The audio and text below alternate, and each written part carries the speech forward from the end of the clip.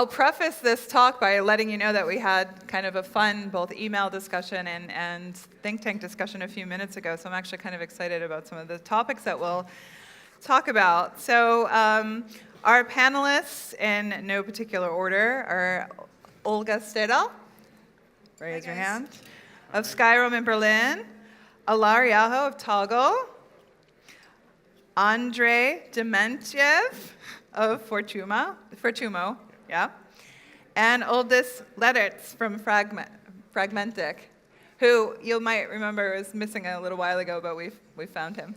Just kidding. So we'll just jump right in. Like, one of the things that we have been talking about was when is it in a company's life cycle that it's appropriate to bootstrap? So obviously, a lot of times people think about bootstrapping from the perspective of like, okay, I have no money, so I'm going to bootstrap. But what are your thoughts on that? We'll start furthest away from us. When is the most appropriate time to start bootstrapping? To bootstrap, yeah. And project your voice, because all right, I can't hear you. So I'll start. It was like I was lost in a ferry, and if somebody was missing me. I don't think it's actually a choice in most cases when you say, oh, I would love to bootstrap. It's like, I don't really like the money, It's like really, it's like I just like very altruistic. I'm just going to do it for fun. In my startups, that's not really a choice. But then you kind of like, when you enter the point when you just go like a bootstrap or go raise money, it's like, I never had the luxury to have it as a choice. I don't know if anybody has that. So it's like, I couldn't raise money. That's why I'm bootstrapping. Yeah. Please help me out. Give me some money. I'll prove myself. What about you, Alari? Yeah, when you start out with a new company, then you have 50 people, 100 people around you telling how to do things. And I think that this is, the reality is that there are no playbooks and there are no right answers. If you are an entrepreneur, then number one thing that you have to do is to grow a business, to build a business, and you make your own decisions. And it's going to be your decision how you want to finance the growth. And there are so many people giving advice, but in the end, you are the only one who has to make that decision. So I can't say that bootstrapping is right or wrong, but it's one of the options. Yeah. Olga, we talked a little bit about the difference between sustainable growth and bootstrapping, because a lot of times people consider the only way you can actually get sustainable growth is to bootstrap. How many of you are bootstrapping right now? Or feel like you're bootstrapping? How many of you are doing that voluntarily, and how many of you have been pressured by some outside force to bootstrap? One guy. Interesting. So you were talking about sustainable growth. Yeah, I love the topic of sustainable growth because I think that's how startups should actually be developed, not by putting a lot of money into your company and then trying to figure out what to do with that, but really to be really conscious whom you hire. Where do you put the investment dollars in? What is the product market fit? And I feel like in a lot of cases, I've been mentoring Techstars for the last 8 years. A lot of people that come in and ask this question, the question is like, do I need to bootstrap? That's actually not a question they're asking. Initially, there is another question they've been asking themselves for the last, let's say, a couple of months. Whether it's, do I want this investor in my board? Or am I ready for the next round, or do I need to work more on my product right now? So my advice would be just to look a little bit deeper and ask yourself, what is actually the question you're asking right now before making a decision to bootstrap, not to bootstrap, making unconscious decisions, being pushed into that. And what about you, Andre? Because we talked a little bit about funding mechanisms. And I know, like in the States, most of the time you go for funding very early. In the Nordics, you start with grants, and then you move into funding. But you were bringing up some points about loans and... Yeah, so I studied economics, and there you study a lot about financing, and there it's not only about VC financing or grants. Yeah. There's so many other ways of financing, including loans, including the triple F principle. Yeah.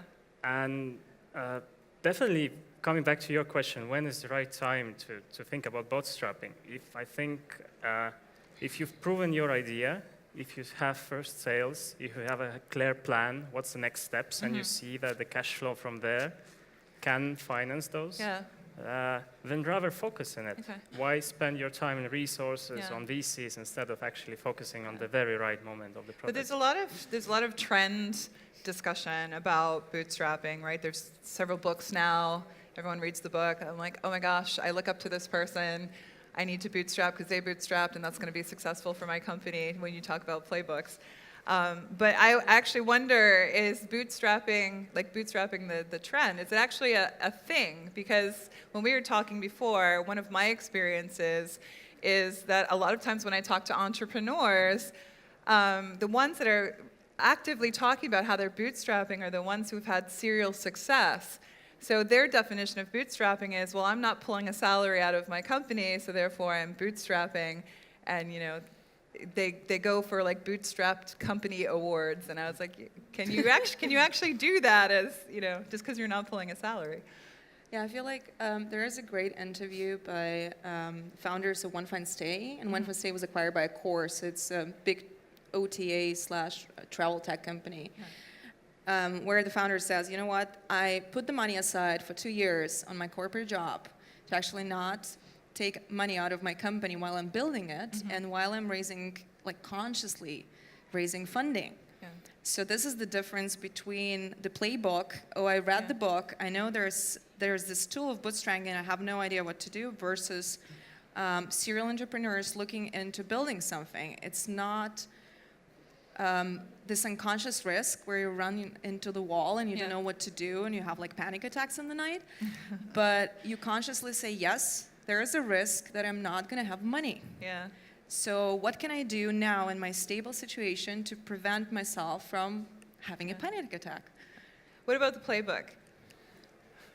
Yeah, playbook says that bootstrapping is a thing. Yeah. I think that the early days of a company are really like a defining the future of the company, and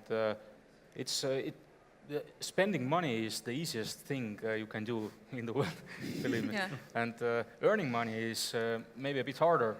And if the beginnings of the company you are forced to be a bit more like inventive, a bit more clever, you learn the value of money, and this helps you a lot later on if your company is really big. Yeah, I think the value of money is something you have to, like, so when I do sales, I go to you and say, I'm going to give you something that's going to generate you 25 euros. Would you pay me 20 euros? And you will say yes. So I have to be able to provide value in the first place. I have to be thinking in terms of that. And I think bootstrapping is kind of like also, it's like a really important, like a process of like just like teaching yourself what you do. But like, it does come from just like kind of like, what do I build, what are unit economics can actually make it work, if I can do that. And now you come from a kind of a different situation because you had a spin-off and got a loan from the parent company. So you, like most people, when they think about kind of bootstrapping, they think about, you know, like starting from nothing and building from there. So coming out of the corporate perspective, like, Definitely, we didn't start right from the scratch, but at the same time, those core principles of budgeting, of keeping an eye on your costs, on prospecting the revenues, they were there from day one, and we became profitable quite quickly, having very, very sharp focus. And I remember those days when we weren't profitable, and things were very different, starting from small costs till the salary policies and everything. all right, so where are you actually bootstrapping then? Is it on salaries? Is it like working out of co-working spaces, pulling up some chairs in somebody's living room? Where is it that you're actually saving the money? I think definitely salaries, especially at the early stage, is like the number one thing almost every tech company has to keep in mind, because it's, especially if you have external financing, it's so easy. You need to hire those people. You make those interviews, and there are numbers moving there, and it's so easy for you just to say yes. Yeah. But if you're actually putting those budgets together every single month, prospecting things for 12 months ahead, you know that how those simple decisions end up in quite significant. Yeah. And what about from like like the marketing, comms, brand perspective? Like, because my background is also in marketing. My job is to spend money to make money. So like when you're up against this bootstrapping culture, how do you actually put money into getting growth in different markets if you're bootstrapping? What are you saving money on there? Yeah, I think it's a very important phrase that you just said. You're spending money to make money. Yeah. You're not spending money to spend money. Yeah. Right? And this is also a simple calculation, right? Of course, in the beginning you have a lot of experiments, trying to figure out how and where to get the user that actually at the end of the day will bring you cash. Yeah. Right? So I was also like at the beginning of my career, I was always like the VP of marketing and looking at the marketing side, and I moved more into business development. And I think in every single company I was in, it was very important. We're bringing the money in, and we're not spending more just because we can. We're spending more because we want to achieve certain sales goal. Mm-hmm. What about you guys? That was an interesting experience. So when I started Infogram, a previous company before Fragmentic, we raised $150,000 and we lived for a year and a half on that money, and we were 5 or 6 people. So we didn't really pay salaries, and we didn't really had marketing budgets. Our marketing budget was 0, but we still need to grow. So I think it made us very creative in terms of SEO. I think it made us very creative in terms of organic growth. Mm-hmm. So we ended up first year with monthly visitors of about 2 million people. We never paid for it, and when we start paying for acquiring users, it was year 4. And I was very reluctant to do that, actually, because I was like, why do you pay for people? We have like a lot of people coming in every day for free. And I don't think we ever learned, like till the very end, like of us being acquired, like I don't think we ever properly learned to acquire users at scale. But we learned to acquire like paid users at scale. We always get them for free, and we get like millions of people every day coming into our site, properties.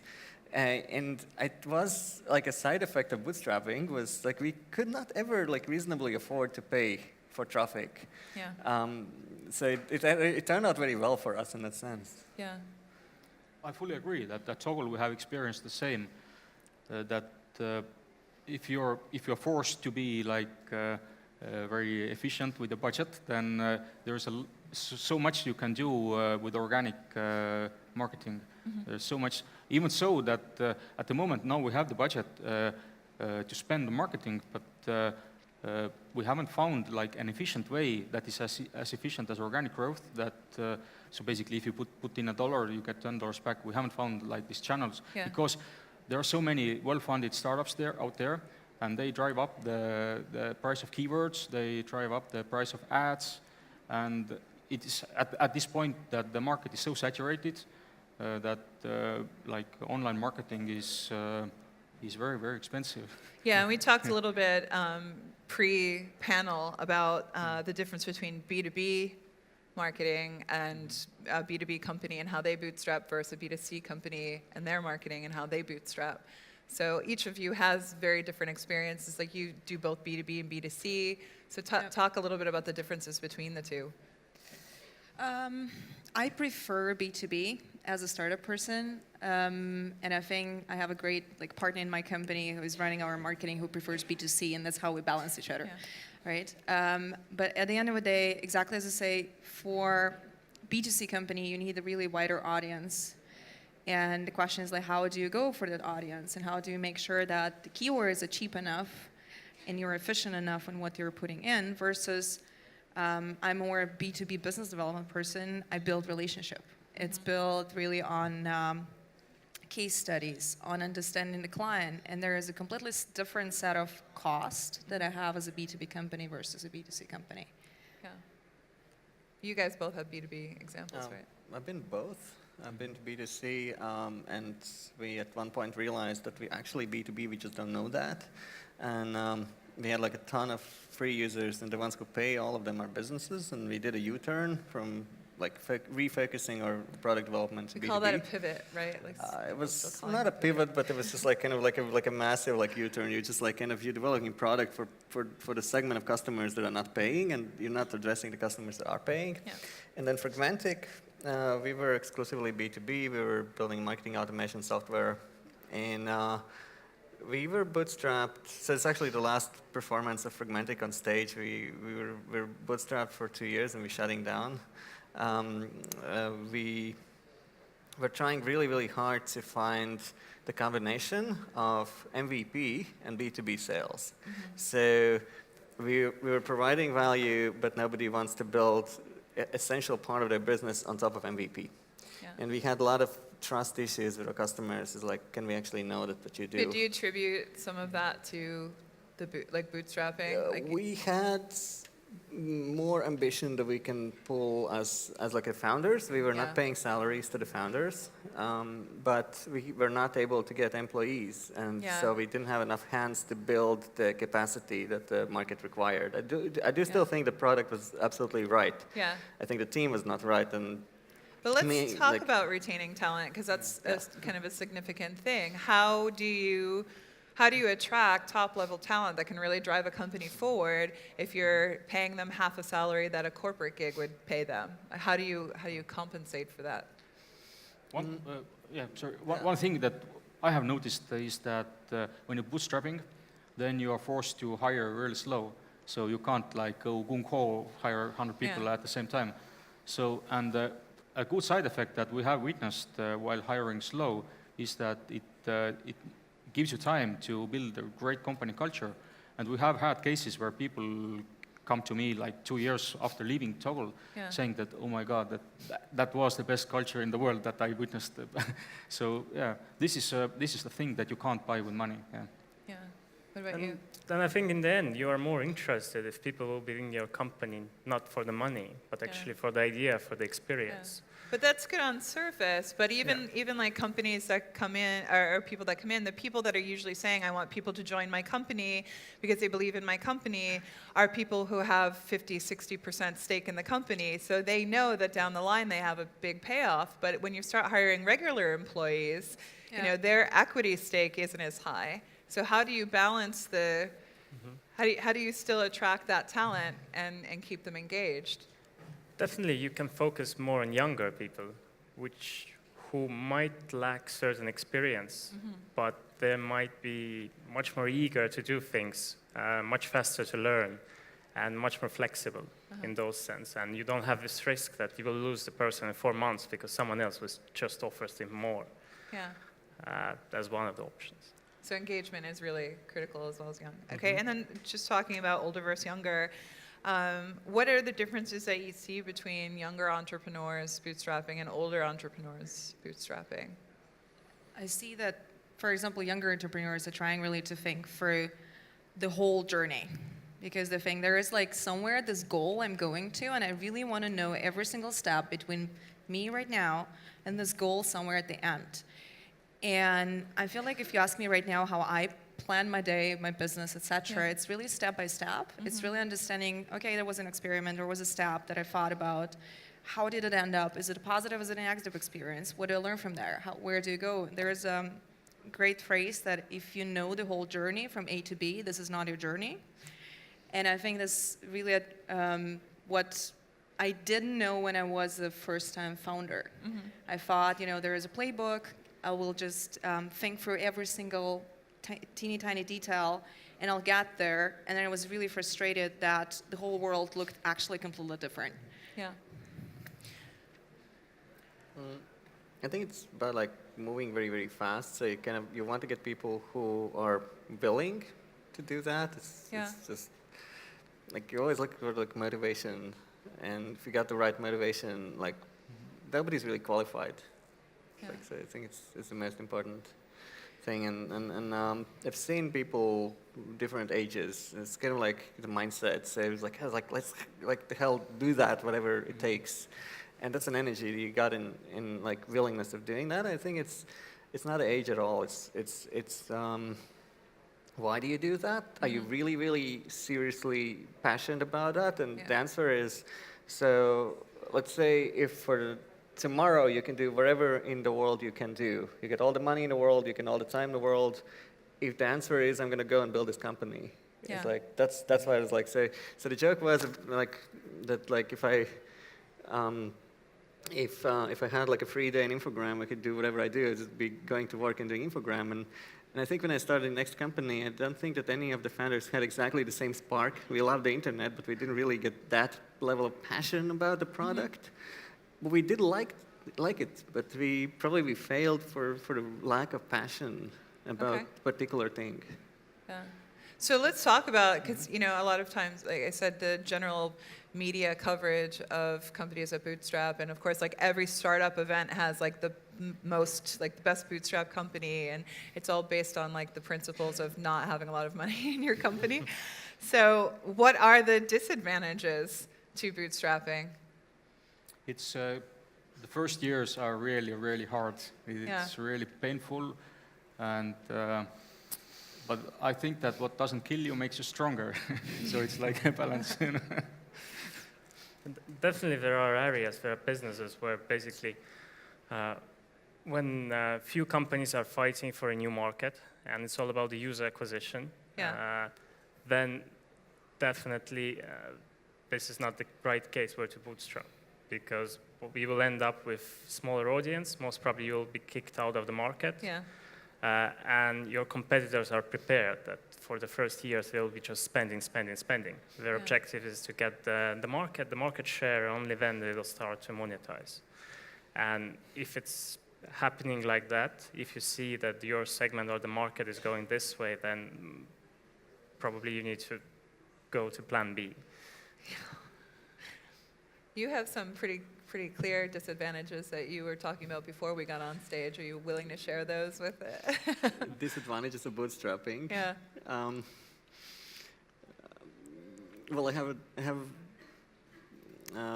apart from like not being able to get the right people, but like, so we were trying to raise a lot of money, and then the very last moment, our investors decided that they're not going to give us the money, and was the company was about 1 year old, and we had money in the bank for 20 days, and I got a guy who was supposed to run the technical team of like something like 10 people, I believe, and then it ended up that person being almost the only engineer in the team because we couldn't like really. I think a side effect of that was we learned who was actually on the team. Nobody for a moment blinked about leaving. We were just like, let's go on, keep building the product. We were like really, really low for like 1 month was like really bad because we had like, we know that the last salary we can pay for like a half of it, and that's all the money we have in the bank. And we were bootstrapping in a way that's like we were winning pitch competitions in a row. We did like 5 pitch competitions, first main prizes in like 3 months. It was not intentional, like we did apply intentionally, but like with something. And then we get like $2 million or something. But to get there, I think it was, I don't know, it was not really like a disadvantage. The advantage was that we actually knew that the people on the team, I can totally rely on them. Yeah, you had somebody like take an 80% salary cut. Yeah, or like we something, all right? cut, like my salary was 200 euros a month after taxes. And I think it was probably the lowest salary in the company at that time. I'm not sure that's legal. Yeah, it was not Yeah. a goal, but like for not a single moment we thought that it's the end of the game. We Yeah. were just doing that as like currently that's the situation, and we don't really think about the situation. But at the same time, we got about 2 million people a month coming to a product. And it's bootstrapping, it's completely related to the kind of funding that you're raising, right? Like some of the things that we've talked about before is a lot of entrepreneurs will bootstrap because they don't want to take into institutional investment and lose equity at an early stage. So what are some of the reasons behind, and like what are workarounds for if you don't want to give away equity to institutional investors? I think something which is not mentioned on those industry events that often is that once you go for VC funding, it's almost impossible to go back. Basically, it means your company needs to be targeting an exit. So it puts a big cross on a lot of strategies of building a company focused on a certain niche and being privately owned, which is perfectly fine in this world. And there is a lot of alternative funding. there's banks, there's stocks, there's different instruments, there's friends, there's private investors. Yeah, debt financing. things like And exactly, and it doesn't mean that the equity should be always there, or even if equity is included, there might be certain options where if things go well, then you pay the money back together with certain interests, but you don't lose the equity. Yeah. And if things go bad, then yes. What you about lose your equity. funding situations with each company that you've had? I think that, so we have been bootstrapped so far for 10 years, and we're profitable, so our cash balance position is really good. So thinking at this moment, rationally, to be sustainable, we don't need to raise any money. But the question is looking forward, that if we want to grow the company 10x, Yeah. if maybe in the future, maybe if we want to go public or whatever. So definitely this is the point that, as I said in the beginning, that this is, it should be a rational decision. It should not be a decision of belief or something. So if we see that we can scale the company better by raising a round, Yeah. then we should definitely do that.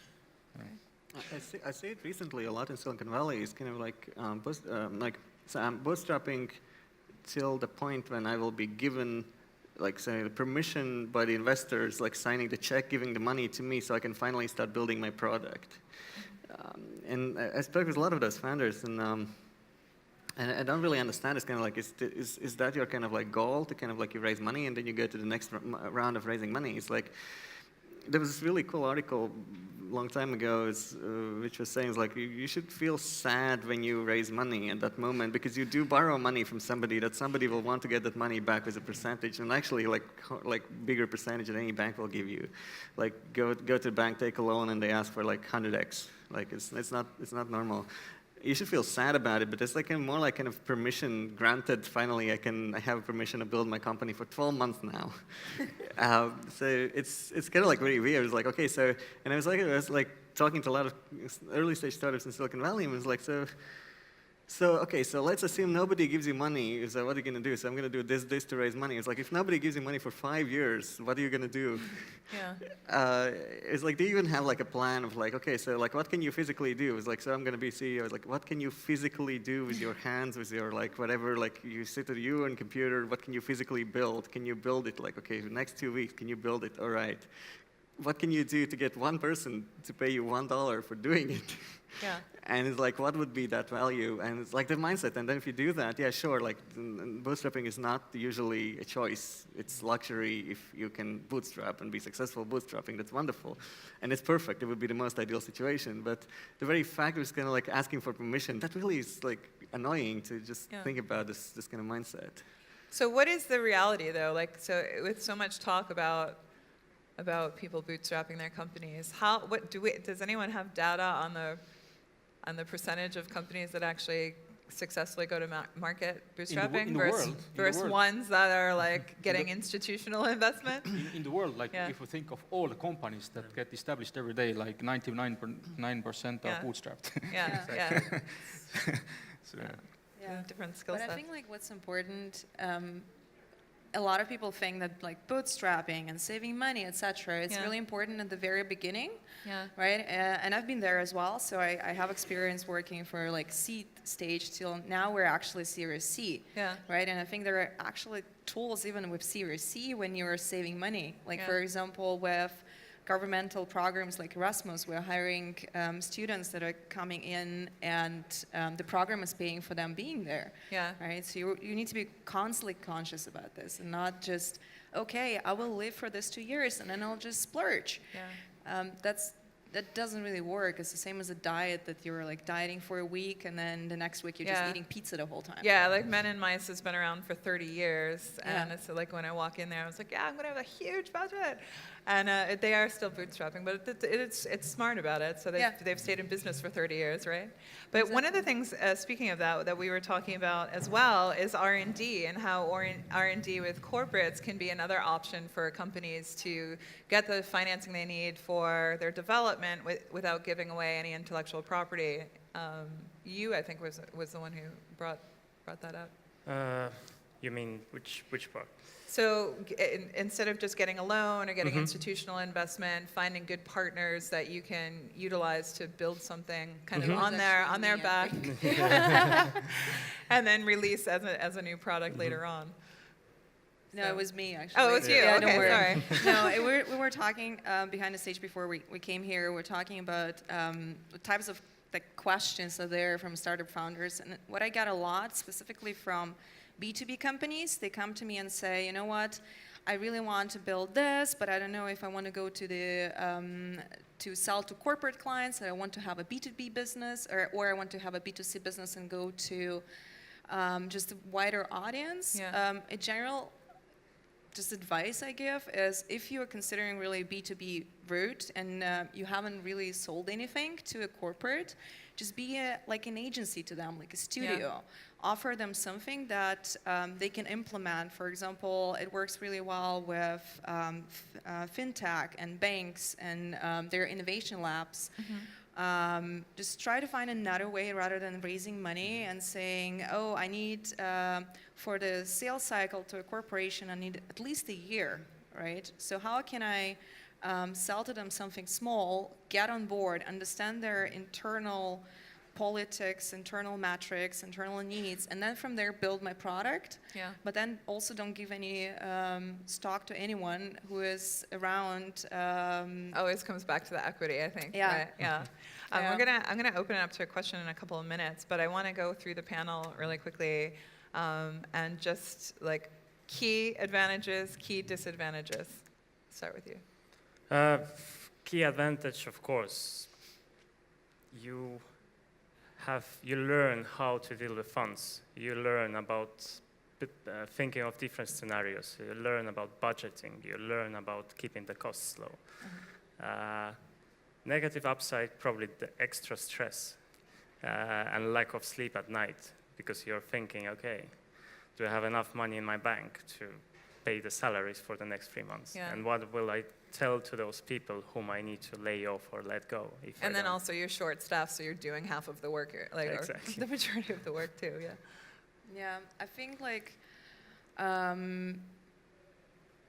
it's exactly the same key advantages that I see that Andrew sees, right? At the end of the day, the key advantage for me, you're really conscious. You're constantly conscious of what you're doing. You're not there like just running.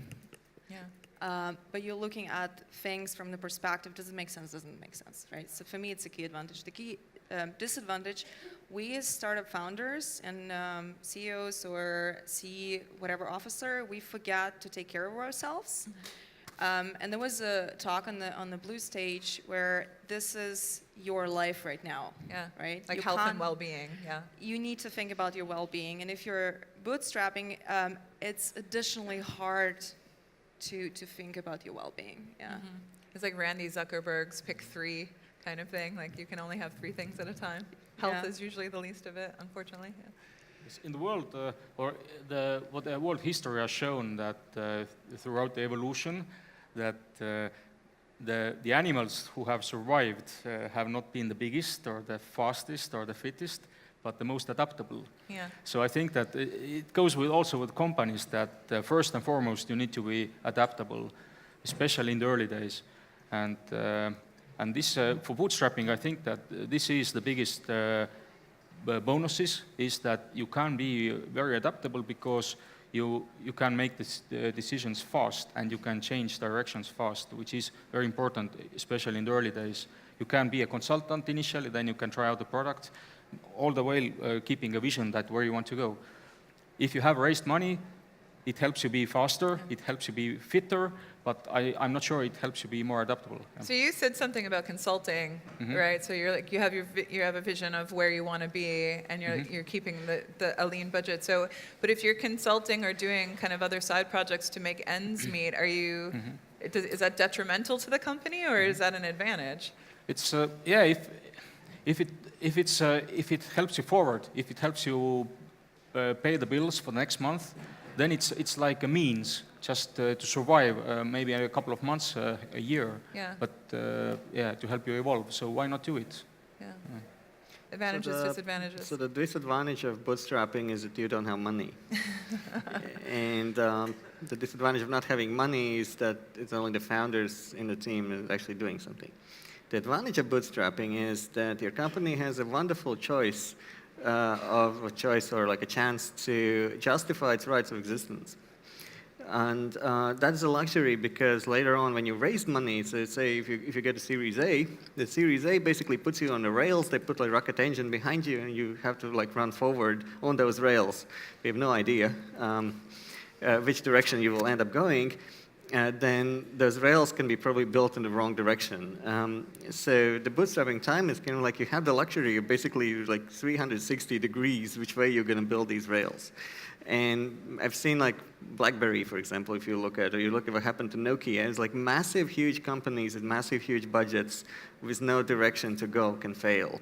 So you have the luxury of actually choosing direction. And the beauty is that you can actually go literally every direction you want.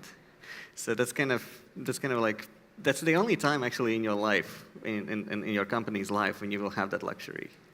I'm waiting for you to follow up with the don't go off the rails or some other rails related. So you can, like when you're We're on the chugging rail. along. No, when you're on the rail, you have two options: either go forward and run out of fuel and stop going forward, or fell off the rail. You don't Yeah. really have an option of like, turning it.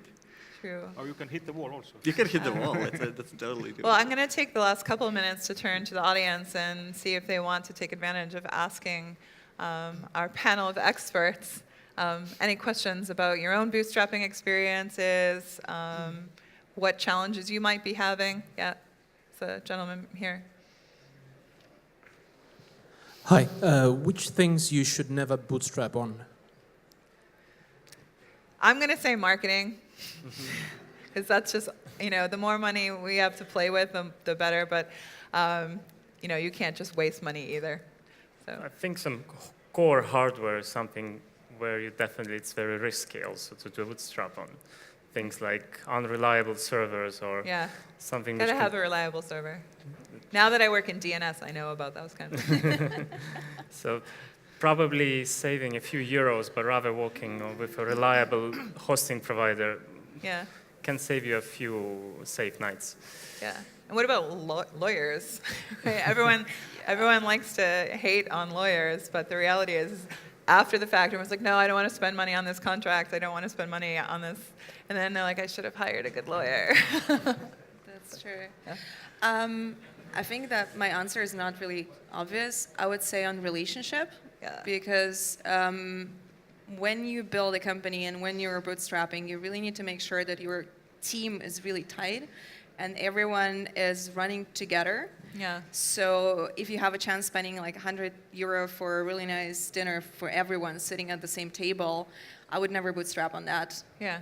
And try to create the culture inside your team. Or even building external relationships for Exactly. that matter. Yeah. I think that you should not confuse bootstrapping to be extra frugal or extra like tight with money. Yeah. You have to invest into the right things, and you can do it also while bootstrapping. Never, as much as you can, never save money on paying your employees. You don't have to pay like super competitive salaries, but just make sure the people who work for you actually Like they can put food on paid. their table Yeah, and you don't provide have to for their pay children. yourself. And the other thing is like I was like very scrappy about that, but I was not willing to like save that much on traveling. Because like, especially you come from the Baltic states, even if you get every single person in the Baltic states being your customer, it's not a market. Yeah. So getting out, meeting people, either it's like networking with your own team, networking with people who may be on your team, or like networking with future investors, connections, customers, means traveling usually. So that's critically important. And I would totally want to oppose your idea. Is like I saved zero, I spent zero on marketing for 5 years, and just completely don't spend money on marketing, don't spend money on customer acquisition. This is when we get in a fight. Please do organic You're growth. no longer my friend. Please do organic growth. It's good you were sitting on your opposite Stay on sides. your side of the stage. I scaled to I had to scale to 3 million customers organically without paying a single dime for it. It is doable, and I know a lot of companies who've done it. Just be creative.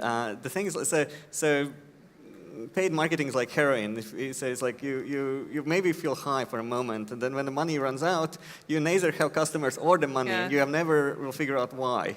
So Yeah. only pay for customers when you know it's going up. But to your point about being creative, like one of the things I did when I ran my own PR company in the States was I was based in Los Angeles. I had friends in Seattle, San Francisco, Boston, and New York, and I was always on that circuit. So we all figured out, most of my friends were the same way, so we all figured out that we all needed to be in each other's cities at some point, so we ended up actually coordinating. So if there was like flight sales, we would build our business meetings around the flight sales and crash at one of each other's apartments.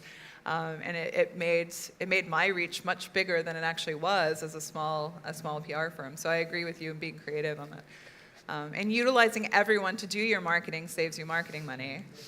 So, any other questions? No? No, there is. Yes, over here. So coming from Canada, the kind of North American mindset around fundraising can have a lot to do with the validity of your company, actually. So there's this weird, like, I raised more than you, and you raised more than him, and he raised more than that guy. So keeping up with the Joneses. Yeah, so I'm curious, like, has there ever been a time as bootstrappers that you felt pressured to raise money in order just to prove, like, screw you guys, we're real, and we can And raise answer money if quickly, that's what it because we're out takes? of time. The lights If you have the flashing at us. luxury of somebody giving you, like, if I can get more money than he is, like, I will take it gladly, please give it to me, right?